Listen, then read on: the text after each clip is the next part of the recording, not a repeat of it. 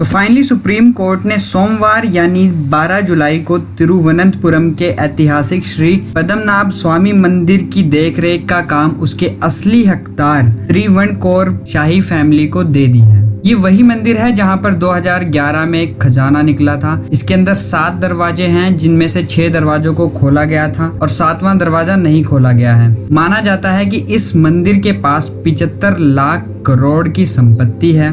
तो आखिरकार इसका 7वां दरवाजा क्यों नहीं खोला गया, जानने की कोशिश करते हैं मेरे साथ इस वीडियो में। तो चलो इसकी हिस्ट्री पे चलते हैं। श्री पद्मनाभ मंदिर को 6वीं शताब्दी में त्रावणकोर के राजाओं ने बनवाया था। 1750 में मार्तंड वर्मा ने खुद को भगवान का सेवक यानी पद्मनाभ दास बताते हुए अपने जीवन की सारी प्रॉपर्टी इनके नाम कर दी थी और 1949 तक त्रावणकोर के राजाओं ने केरल में राज किया था। त्रावणकोर के शासकों ने शासन को डिवाइन एक्सेप्टेंस दिलाने के लिए अपना राज्य भगवान को समर्पित कर दिया था। उन्होंने भगवान को ही राजा घोषित कर दिया था। मंदिर से भगवान विष्णु की एक मूर्ति भी मिली है जो शालिग्राम पत्थर से बनी हुई है। इस मूर्ति पर हीरे जवाहरात जड़े हुए हैं। 2011 में जब मामला अदालत में पहुंचा तो इसके तहखाने खोले गए। कल्लार वॉल्ट यानी ए वॉल्ट को खोला गया तो उसमें 1 लाख करोड़ रुपए के बेशकीमती जवाहरात निकले। कल्लार वॉल्ट भी नहीं खोला गया है। शाही परिवार के सदस्यों का कहना है कि वो तहखाना श्रापित है,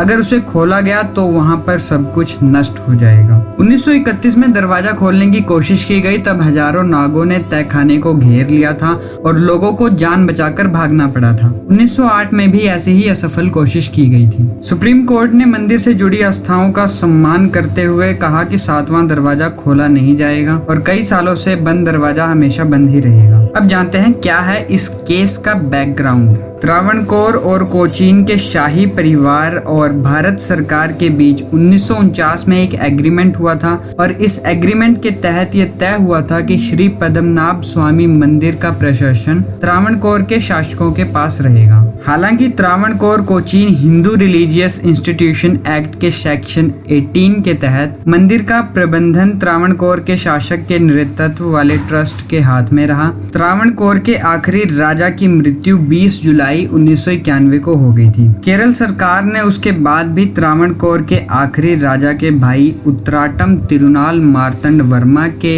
मैनेजमेंट कमेटी को मंदिर का काम सौंपा। हालांकि वर्मा जी ने जब मंदिर में छिपे खजाने पर शाही परिवार का दावा साबित करने की कोशिश की तो सिविल कोर्ट में बहुत सारे केस उनके खिलाफ दर्ज किए और भक्तों ने ये केस किया कि त्रावणकोर के शाही परिवार को मंदिर के खजाने का पर्सनल यूज ना करने दिया जाए। फिर उसके बाद उत्तराटम तिरुनाल मार्तंड वर्मा और उनके साथ कुछ और लोग हाई कोर्ट में गए और वहां इससे जुड़ी सभी याचिकाओं पर सुनवाई हुई। अब कोर्ट के सामने ये प्रश्न था कि क्या त्रावणकोर के आखिरी शासक के छोटे भाई के तौर पर 1950 में जो एग्रीमेंट साइन हुआ था कि पद्मनाभ स्वामी मंदिर का मालिकाना हक उनके पास रहेगा या नहीं।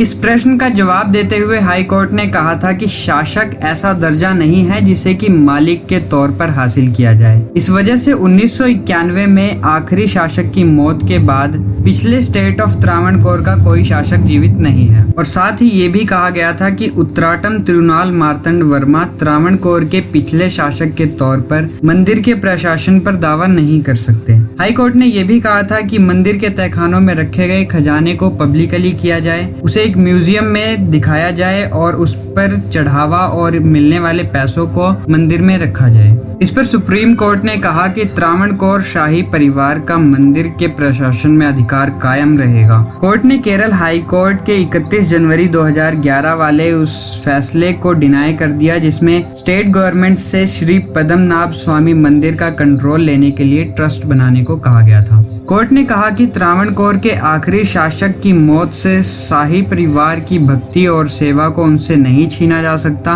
वो अपनी परंपराओं के आधार पर मंदिर की सेवा जारी रख सकते हैं। हालांकि कोर्ट ने यह भी कहा कि कल्लार बी यानी वॉल्ट बी को खोलना है या नहीं उसका फैसला कमेटी करेगी और इस मामले में कोर्ट ने अपनी कोई भी राय जाहिर नहीं की है। सुप्रीम कोर्ट के इस फैसले से त्रावणकोर शाही फैमिली में और तिरुवनंतपुरम में खुशी का माहौल है। हम सभी अच्छे से जानते हैं कि वैष्णव धर्म और शैव धर्म के अधिकतर मंदिर जो हैं वो साउथ इंडिया में हैं और उन सब की एक मैनेजमेंट कमेटी है जिसमें हिंदुओं के अलावा मुस्लिम और क्रिश्चियन लोग भी शामिल हैं। केरल हाई कोर्ट ने इसके लिए भी कमेटी बनाने का आदेश दे दिया था और त्रावणकोर शाही फैमिली को ये जीत मिली है कि उनका खुद का वर्चस्व उस मंदिर पर अब हो सकता है। इस फैसले पर मैं अपने ओपिनियन में एक बात कहना चाहूंगा कि सुप्रीम कोर्ट ने ये बिल्कुल सही फैसला किया है। इस मंदिर की कमेटी में अब सभी के सभी लोग हिंदू होंगे। जिस मंदिर की कमेटी में गैर हिंदू लोग आ जाते हैं वहाँ पर बंटवारे की संभावना हो जाती है। राम मंदिर का मसला हम सबके सामने ही है, तो ये एक हिंदुओं के हित में फैसला हुआ है। लेकिन ये सिर्फ एक ही मंदिर है जहाँ पर अभी तक पूरी तरह से हिंदुओं की कमेटी होगी। बाकी सभी मंदिरों की कम्युनिटी में गैर हिंदू भी शामिल होते हैं। इस विषय पर आप क्या अपनी राय देना चाहेंगे नीचे कमेंट बॉक्स में जरूर बताएं। And don't forget to like, share and subscribe.